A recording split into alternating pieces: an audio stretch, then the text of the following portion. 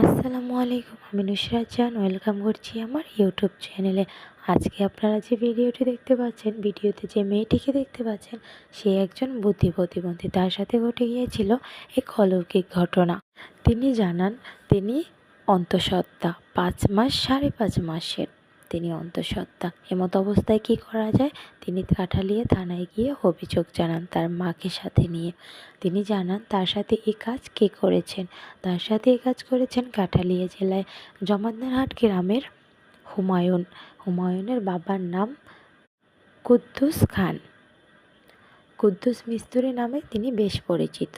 তার ছোট ছেলে হুমায়ুন তার সাথে এই অনৈতিক কাজ করেছেন। তার মা জানান, হ্যাঁ, আমরা শিওর হয়ে মেয়েকে অনেকবার জিজ্ঞেস করেছি, মেয়ে শুধু হুমায়ুনের নামে বলেছে, অন্য কোনো ছেলের কথা বলছে না, বা সে অন্য কোনো ছেলের কথাও একবারও মুখে আনে না, শুধু হুমায়ুনের কথাই বলতেছে। এখন আমাদের কি করা যায়? আমরা গরিব মানুষ, আমাদের কি বাঁচার সুন্দর মতো অধিকার নেই?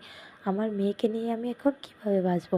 আমরা গরিব মানুষ, আমার মেয়েকে আর কে বিয়ে করবে? তার মা এই কথাগুলো জানান, অভিযোগ করেন কাঠালিয়া থানায় এসে। পুরুষের খাওয়া থেকে আজ অবধি পাগলও বাঁচতে পারেনি, আর এ মেয়ে তো বুদ্ধি প্রতিবন্ধী, এ কীভাবে বাঁচবে? পুরুষ তো নজর দেয় খুব খারাপভাবে। পুরুষের নজর যদি কতটা ভয়ানক নারী যদি জানতো, তাহলে সে লোহায় গড়া কাপড় পরিধান করত। এবার তার আরেক আত্মীয় জানান যে হুমায়ুনের নামই শুধু বলে। আমরা অনেকবার তাকে জিজ্ঞেস করেছি, বারবার বলছে হুমায়ুন, কুদ্দুসের ছেলে হুমায়ুন, ছোট ছেলে তার হুমায়ুন এই কাজ করেছে। এখন আমাদের কি করা যায়? বাচ্চাটা হবার পরে আমরা সমাজে মুখ দেখাবো কীভাবে? আমাদের মেয়েকে তো আর কেউ বিবাহ করবে না।